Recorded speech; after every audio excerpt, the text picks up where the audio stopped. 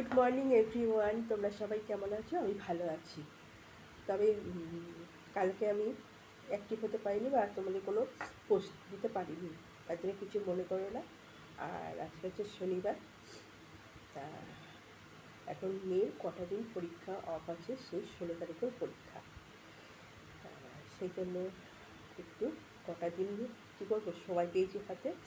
এবার ঘর ঝাড়া ঝুড়ি কাচাকুচি সমস্ত কাজ করবো, যাতে মেয়েটার পড়াশোনার কোনো ডিস্টার্ব না হয়। তাই বেশ কটা দিন এখন ছুটি আছে। 16 তারিখের পরীক্ষা, জিওগ্রাফি পরীক্ষা। তা সেই জন্য আজকে একটু ঘর ঝাড়া, আজকে আমার বার দেখলে হবে না, বুঝলে তো? আগে যেরকম বার মানতাম, এইবারে কাচাকুচি করা যাবে না, ওই বাইরে কাচাকুচি করা যাবে না, কিন্তু এখন কি করা যাবে বলো, এখন সময়ের প্রচণ্ড অভাব। তাই এখন বার দেখলে হবে না, আমাকে কাচাকুচি তারপর ঘর ঝাড়াঝুড়ি সব করতে হবে। তা আজকের থেকে লেগে যাবো ঘর ঝাড়াঝাড়ি করা কাচাকুচি, কারণ একার হাতে সব করবো তো। কারণ এইসব আমি মানে কেউ এইগুলো করে না, আমাকেই করতে হয়, অতএব সেরকম আমার করার লোক নেই, ঠিক আছে তো?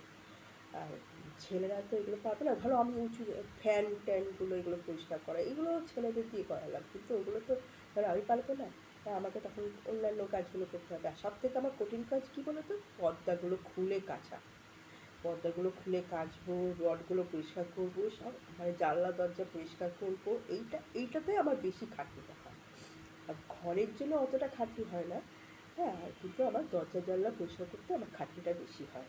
কেন, মহালয়াটা কাছে হয়ে গেল, মহালয়াটা যদি একটু মানে 2 সপ্তাহ বা এক সপ্তাহ পরে হতো কোনো চিন্তা করতাম না, কিন্তু একদম মহালয়াটাও কাছে এসে গেছে, যার জন্য আমাকে অল্প টাইমের মধ্যে এইসব কাজগুলো আমাকে সারতে হবে।